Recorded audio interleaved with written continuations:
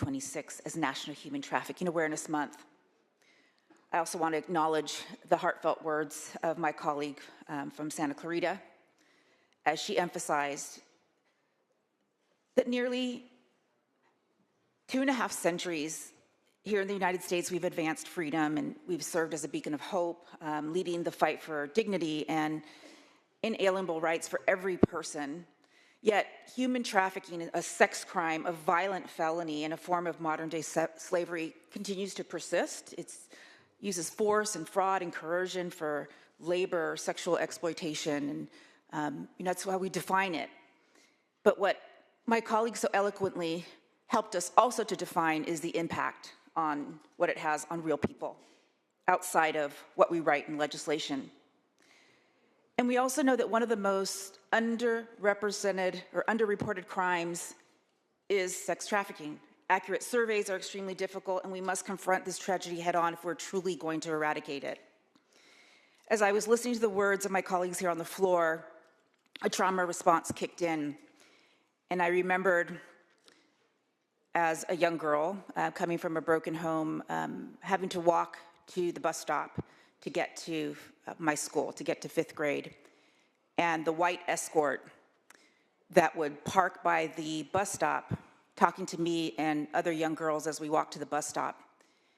And I remember that sickening feeling that you would get in your stomach of like, what is going on? What is this about? But not being mature enough to understand that this was grooming, this was picking.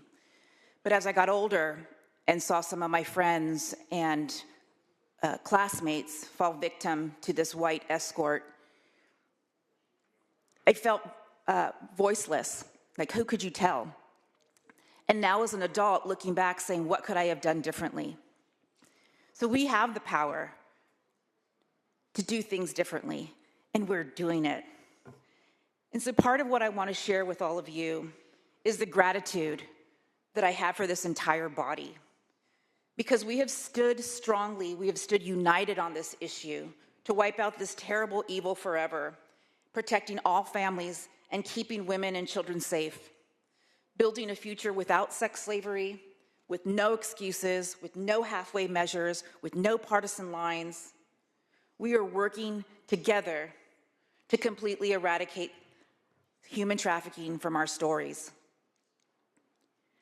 One thing that I wanted to share with you is the plight of the tribal nations in my district and those that we have across the indigenous community here in California. I must underscore that Native American women and young girls are victimized at a much higher rate, as well as foster youth. Some of my colleagues have been quite vocal about their walk of life through foster care, as I have as well.